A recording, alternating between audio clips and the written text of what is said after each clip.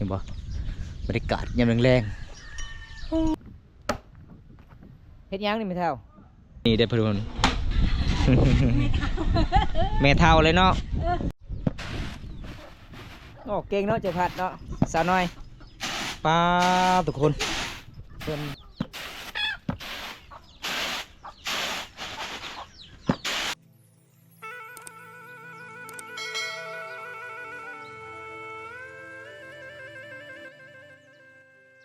สบายดีทุกคนสบายดีบรรยากาศยามแรงๆทุกคน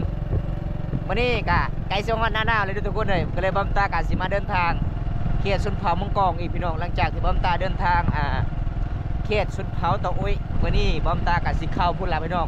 สิออกจากหมู่บ้านผู้ไทยบ้านสะแลงบ้านแกงลีนวันนี้บอมตากะสิได้พอยังไงพี่น้องระยะการเดินทางวันนี้ทุกคนสิไป FC ดีครับชม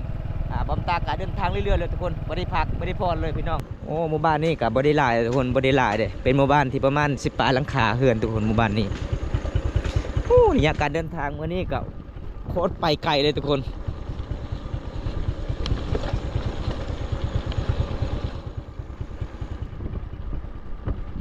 ว่าหมู่บ้านนี้บอมตากับบ่เคยเข้าสักเทื่อเลยพี่น้องแต่ละเทื่อบอมตาการไปมากก็คือไปไกลในหมู่บ้านนี้ทุกคนเป็นหมู่บ้านที่บ่ได้กว้างเลยพี่น้อง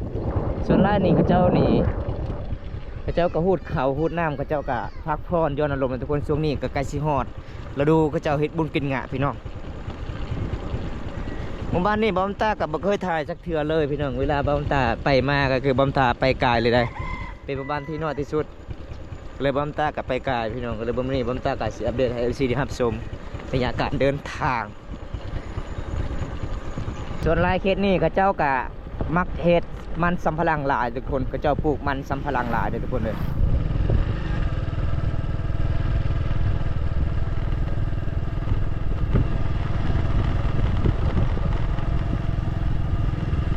วันนี้เปลี่ยนรถอีกพี่น้องรถบอมตาก็คือฟังตลอดเลยก็เลยเอารถน้องสายอีกมายืมรถเขาเจ้าก่อนวันนี้ไปเลาะถ่ายคลิปเคสนบททุกคนวันนี้บอมตาสิออกพุ่นละพี่น้องออกทางแกงลีนเลยเด้แกงลีนเลยบอมตาก็สิบ่ได้ไปเข้ามุ่งหน้าหมู่บ้านละเบาโคกบ้านปัจจเตียนบ้านปอโคก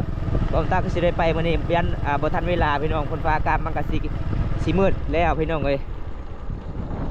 อยู่ทางพุ่นก็คือหมู่บ้านปัจจเตียนไปทางโน้นพี่น้อง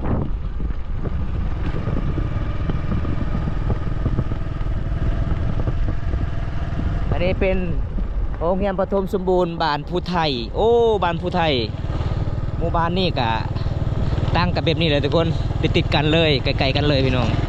แต่ก่อนแต่สมัยสงครามจะเป็นผู้ไทยอยู่เลยทุกคน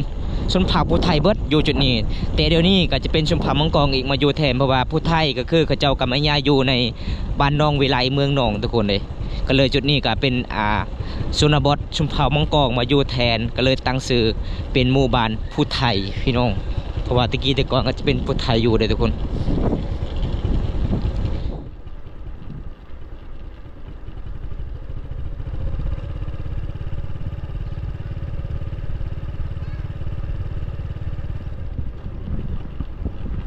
สาวนักโบเฮนวันนี้บอมตากับสิไปเยี่ยมไปยามสาวสุขแต่บ่ได้พอทุกคนเลยก็เลยบอมตากับสิออกทางพุ่นละพี่น้องออกทางแกงลีนทุกคนเพราะว่าสาวสุขก็จะเป็นหมู่บ้านผู้ไทยได้ที่บอมตาไปเยี่ยมไปยามแต่ละเทือบอมตาเดินทางหมู่บ้านนี้ก็คือต้องแวะมาหาน้องก่อนเพราะว่าช่วงนี้ก็คือสาวลาวกะเกี่ยวเข่าทุกคนเลยบางคนก็ไปรับจ้างพี่น้องบ่มีเงินบ่มีคำพอได้ซื้อเกลือซื้อพริกนัวซื้อเวียกอีพออีเมลเพราะว่าสาวสุขก็เป็นลูกคำพาพี่น้องบ่มีพอเด้นี่จะเป็นบ้านสาวสุขพี่น้องเลยวันนี้บอมตากับสิบได้พ่อน้องบอมตากับสินั่งเดินทางต่อพุ่นละออกจากนี่ก็คือออกพุ่นละทุกคนแกงลีนทุกคนเลยที่ก่อนหมู่บ้านนี้ก็จะเป็นหมู่บ้านผู้ไทยเลยผู้ไทยอยู่พี่น้องชนเผ่าผู้ไทยแล้วก็เดี๋ยวนี้ปัจจุบันนี้ก็จะเป็นชนเผ่ามังกรอยู่แทนเลยก็คือชนเผ่าผู้ไทยเขาเจ้าก็ไม่ง่ายออกจาก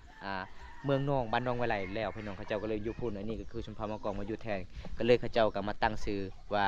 บ้านผู้ไทยทุกคนเห็นบอกพี่น้องบ้านแบบโบราณก็คือแต่ก่อนจะเป็นบ้านผู้ไทยทุกคนเลยบรรยากาศหมู่บ้านนี้ทุกคนนี่หมู่บ้านผู้ไทยเพื่อนเขาเจ้าก็คือมุงด้วยไม้ทุกคนมุงด้วยไม้เลยเหมือนพี่น้องเพื่อนแบบเดิมเลยทุกคนโอ้ หาเบิ่งยากเลยเด้อพี่น้องเฮือนสารบ้านสองแบบนี้ทุกคนเลยเขาเจ้ามุงหลังคาเอาไม้มาตัดแล้วก็มามุงหลังคาเลยโอ้สาวน้อย หมู่บ้านนี่ก็โอ้ยสุดยอดเลยทุกคนม่วนหลายเลยพี่น้องธรรมศาสตร์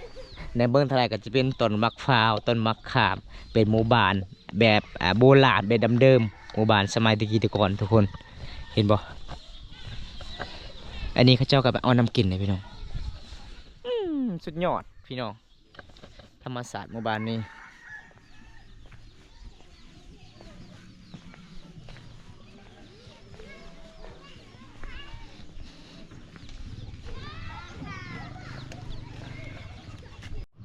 บันส่วนสวัสดีเด้อวิลตัวไหนวิลปุไต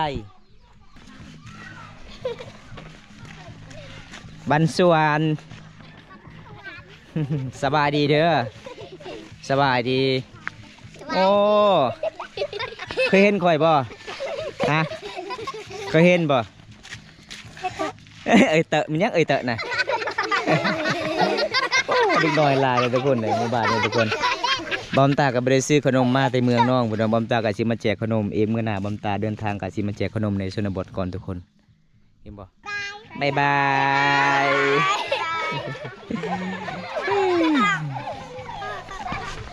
น่าฮักลายเลยทุกคนข้าเจ้าเห็นบอมตาข้าเจ้ากะมาหาบอมตาเด้เมื่อนี้บอมตากะบริซื้อมาขนมพี่น้องเพราะว่าบอมตากะสิเดินทางพี่น้องออกมาจากเสบ้านละปีดบ้านอาเหล่าบ้านฟูงมีก็เลยมาเยี่ยมมายามสาวสุกมื่อนี้บริพอสาวสุกก็เลยข้าเจ้าเห็นบอมตาข้าเจ้าก็เคยเห็นคลิปบอมตาก็เลยข้าเจ้าก็จื้อหน้าจื้อตาข้าเจ้าก็มาหาทักทายทุกคนสาวลาวคลิปนี้ก็บอกคุย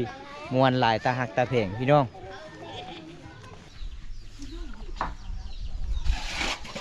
บันส่วนไม่เท่าสาวสุกไปไสไปหน้าแล้วอ๋อออกเกี่ยวข้าวเลยเนาะโอ้อันนี้คืออีเมลเพื่อนเลยทุกคนเลยบอมตาปิยปยามื่อนี้กะวาสนาบ่ถึงอีหลีเลยทุกคน ปกติกับสาวสุกกับอยู่เฮือนทุกคนเกี่ยวข้าวหน้าเองมื่อนี้กะไปออกเอาให้งานมู่เลยว่าไปหับจากอันนี้คือเมตูสบายดีเมตูกินข้าวกับยัง กินข้าวกับยังเมตูอาหารยังโอ้ปิ้งไก่ อาหารแซ่บเนาะ โอ้อันนี้จะเป็นห้องนอนสาวสุขทุกคนเลย บอมตาด้นแล้วบ่ได้ไปหาน้อง เห็นแต่น้องโพดว่าเลิกกับแฟนแล้ว อยากเดินทุกคนเลยน้องยังไม่มีแฟนเด้อ อันนี้คืออีเมลเพื่อนเลยแล้วก็เมตู้เวลาขึ้นเห็นบอทุกคนขับใจจ่าเจอเวลาขึ้นขึ้นศาลนี่เจอได้จ่าเจอได้ขับใจเวลาขึ้นศาลเขาเจ้าถามว่าเข้ากินข้าวกินน้ำก่อนลูกโอ้พี่น้องยอมรับแบบสาวลาวหมู่บ้านภูไทยนี่ชนบทหมู่บ้านภูไทยนี่ใจดีหลายๆคนเลยทุกคนเลยเพราะว่าจะเป็นสาวสุกก็ใจดีพี่น้องมาเยี่ยมมายามตอนนั้นอันนี้คืออีเม่เพื่อนก็ใจดีเลยทุกคนหากมาเต้หน้าบ่ไม่เท่าเกี่ยวข้าวยังไม่ทันได้แล้วอ๋อ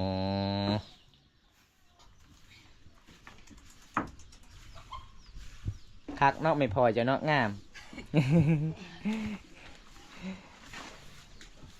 เอาไม่เท่าเกเมื่อยมียังคงฝากเด้อเอาอันนี้คือแม่สุกทุกคนเพราะว่ากับเจ้าฮักกะมาแต่เกี่ยวข้าวเนาะตอนนี้พักผ่อนบ่เจ้าอยู่ไส้เหือนเจ้าบ้านไหนกาเอ็มคือน้องเจ้าโอ้โดยอ๋อมีแต่คนงามมันเนาะสองไอ้น้องสามไอ้น้องเนาะ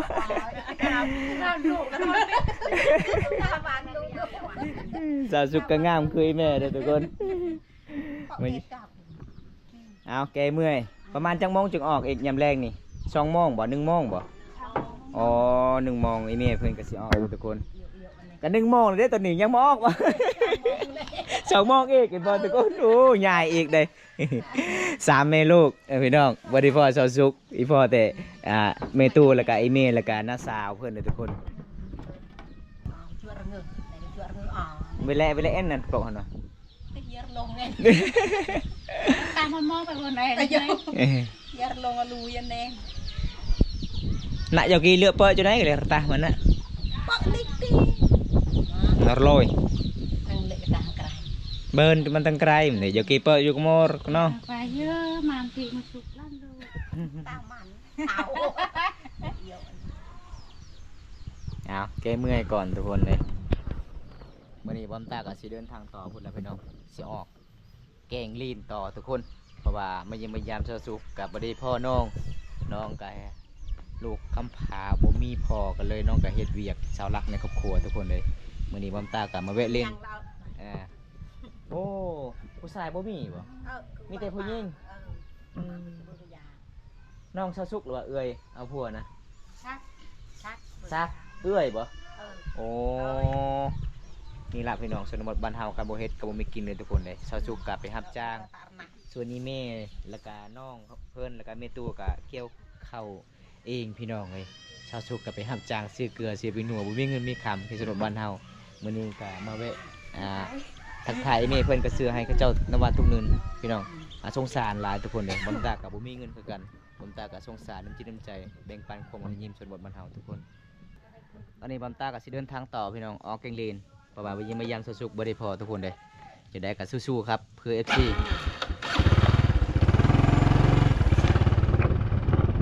ส่วนบอสหมู่บ้านผู้ไทยเลยทุกคนหมู่บ้านนี้ก็จะเป็นชนเผ่าผู้ไทยตะกี้แต่ก่อนก็เลยปัจจุบันนี้จะเป็นชนเผ่ามังกรเองมาอยู่แทนทุกคนพระเจ้ากา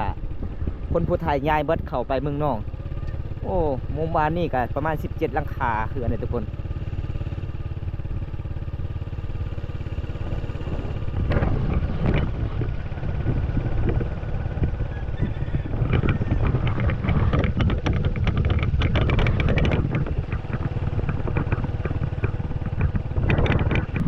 เดินทางวันนี้ทุกคนสะพานพังมันแล้วทุกคนเลยเละจูเลยเอา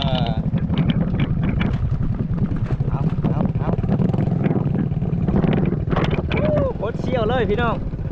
เห็นป่ะตกในเรือเลยทุกคน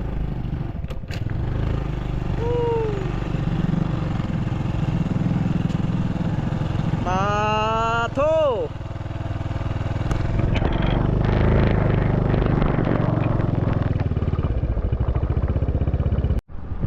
อันนี้คือหมู่บ้านแกงลีนนะทุกคนเดี๋ยวบอมตากันสิพาFC เดี๋ยวครับชมบอลจุดที่กระเจ้าเล่นแกงยามบุญสงกรานต์พี่น้องโอ้พี่น้องหมู่บ้านนี้ก็คือกระเจ้ากะมะกอเด้กระเจ้ากะมาปูอย่างพี่น้องเดินทางเต็มทีมื้อนี้ทุกคนเลยเบิดเบอร์นี่ก็คือเส้นทางไปหมู่บ้านประจักษ์เตียนพี่น้องออกเขื่อนเลยอันนี้คือเส้นทางมาแต่เมืองนอกทุกคนเห็นบ่มาที่เมืองนอกทางนี้ได้เดี๋ยวผมตั้งสิไปเลาะเบิ่งแกงลีนก่อนทุกคนเลยจุดนี้จะเป็นลาวเข้าได้ลาวเข้าสามหมู่บ้านเขาเจ้าก็มาตั้งก็คือนอกจากหมู่บ้านส่วนรายเขตชนบทบ้านเฮาตั้งลาวเข้าก็คือนอกจากหมู่บ้านทุกคนตั้ง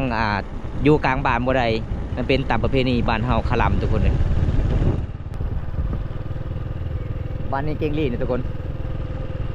สุดยอดลายเลยเมื่อวานนี้ตั้งบ้านแคมเซละนองหรือว่าลินเซละนองนะทุกคน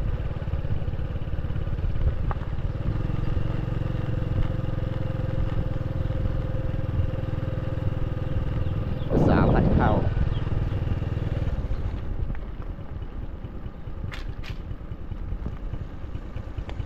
โอ้มวนล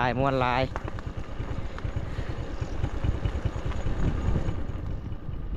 จุดนี้ละทุกคนเวลาข้าเจ้าไปเอาปลาคันฮอดนาแรงเดือน4ก็คือข้าเจ้ากลับมาปล่อยเขื่อนได้มาปล่อยเขื่อนแล้วก็เลยข้าเจ้ากลับมาเล่นแก่งจุดนี้ทุกคนเป็นวงดนตรีข้าเจ้ามาต่างนุ่มผู้ไทยส่วนหลายข้าเจ้ามาจุดนี้ทุกคนเห็นบ่โอ้หนาวแห้งหลายเลยทุกคนเลย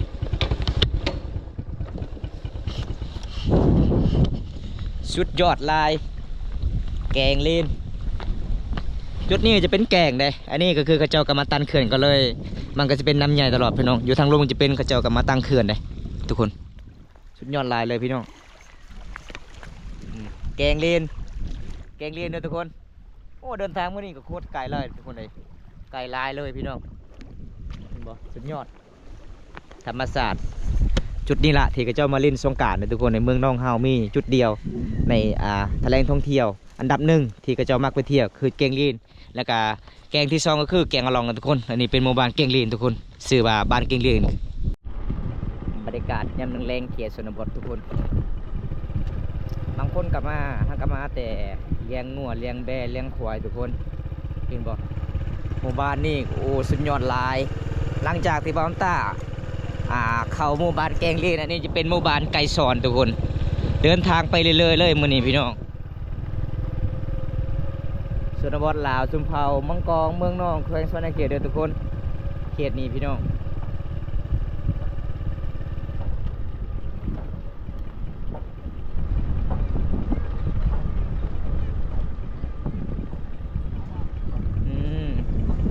บางคนก็มีเฮือนหน่อยกับบางคนก็มีเฮือนใหญ่ทุกคนเห็นปะชุมเผาบรูมังกร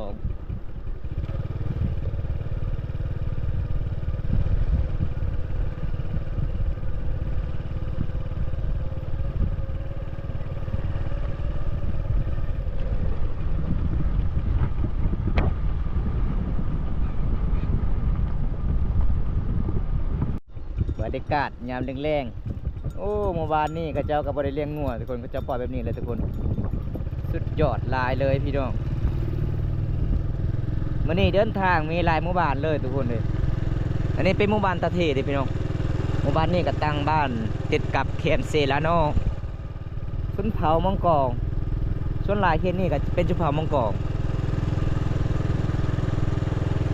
บ้านแบบโบราณเลยพี่น้องมีต้นมะพร้าวหลายๆพี่น้องหมู่บ้านตะเทบ้านตะเทใหญ่เกินกับเมืองนองแขวงสวรรณเขต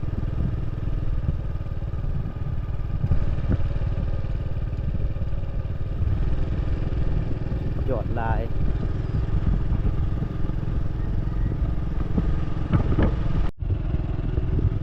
อันนี้เป็นหมู่บ้านตะเทหน่อยทุกคนตอนตากสิพา FC ไปครับส้มหมู่บ้านลึกลับนอกที่สุดกับตัวเมืองทุกคนหมู่บ้านนี้พี่น้องเขตชนบทลาวชนเผ่ามังกรหมู่บ้านนี้ติดกับตีนภูเขาเลยโอ้สุดยอดธรรมศาสตร์เขตนี้เลยทุกคน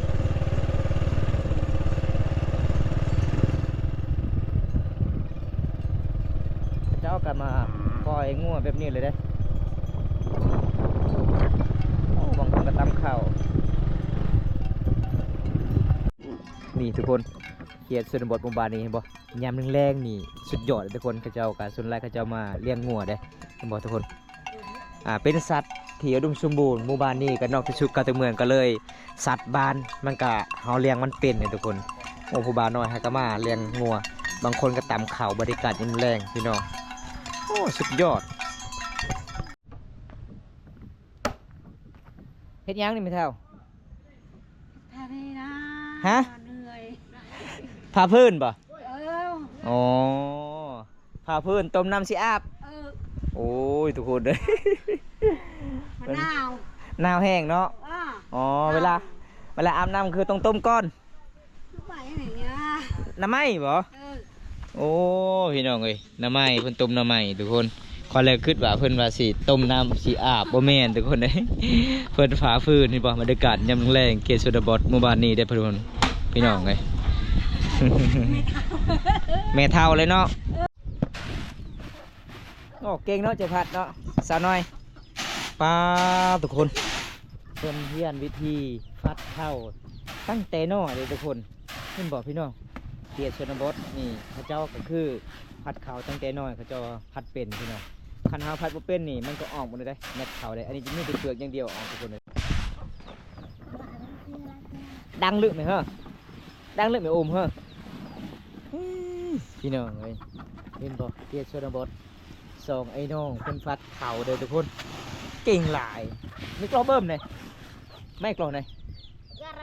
อย่าบ้านนะเพิ่นว่าสองคนเขาเจ้ามาตำมาทุกคนเข้าให้เบิ่งเวลาเม็ดที่น้องตำมันบ่ออกเปลือกน้องก็เลยเอาออกเลยทุกคนเก่งเขตชนบทเจอนะฮะเจอป่ะอายุอ่ะเอาเริ่มต่อ สุดยอดสุดยอด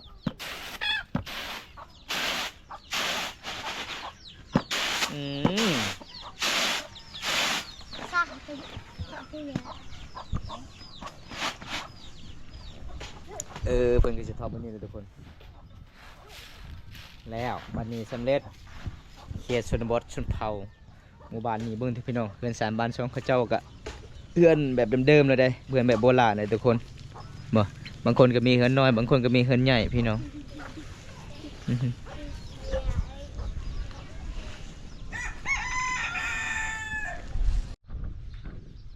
มื่อนี้บอมตากับสิพายFCเดี๋ยวครับส้มไปเลาะเขตหมู่บ้านนี้ก่อนทุกคนเห็นบ่บรรยากาศยามแรงๆโอ้เฮือนแบบโบราณเลยพี่น้องเลยคือแบบโบราณพี่น้องเดี๋ยวสิไปเลาะทางนี้ก่อนเห็นบ่เฮือนกระเจ้าก็จะเป็นเฮือนน้อยๆเลยทุกคนกระเจ้าสร้างด้วยไม้เฮีย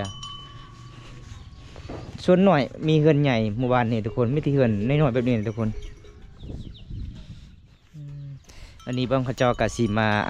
มัดงัวเลยว่าสิมาผูกงัวก็คือติดกับหมู่บ้านเลยทุกคนหมู่บ้านนี่เลยเห็นบ่ยามแรงๆนี่ชนไรเขาเจ้ากะเอามางัวแต่ไปเลี้ยงทุกคนเห็นบ่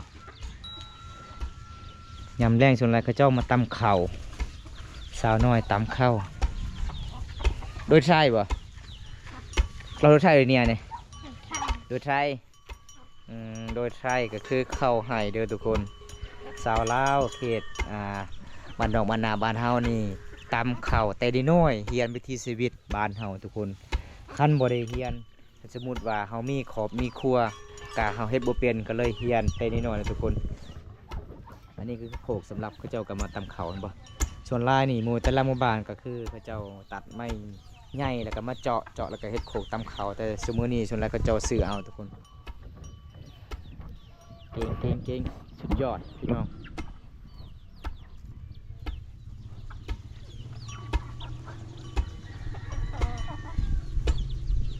เย็ดเด้อบ่ฮะโอ้ก็จะเอาไปตักน้ำทุกคน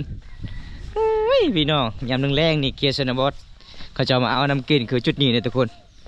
ทางหมู่บ้านเลย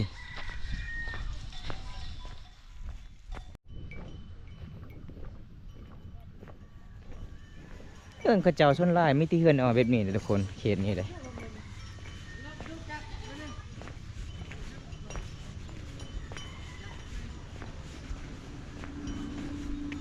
ชนบทลาวอยู่กับธรรมศาสตร์ล้วนๆเลย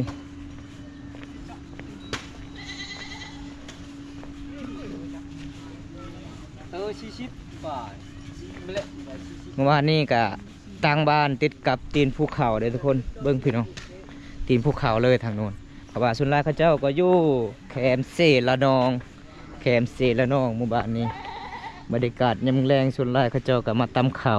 ไก่สีหอหน้าเขาเจ้าก็มาฟิงไฟเด้อทุกคนเห็นบ่เขาเจ้าส่วนรายมักไปฟิงไฟอยู่จุดนี้เลยพี่น้องก็เขาเจ้ามาเอาน้ำกินทุกคนเด้อบ่เด้อไม่กูไงน้ำกินเลยทุกคนเลยก็คือจุดนี้เนี่ยชาวบ้านมาเอาน้ำกินทางสามหมู่บ้านเลยทุกคน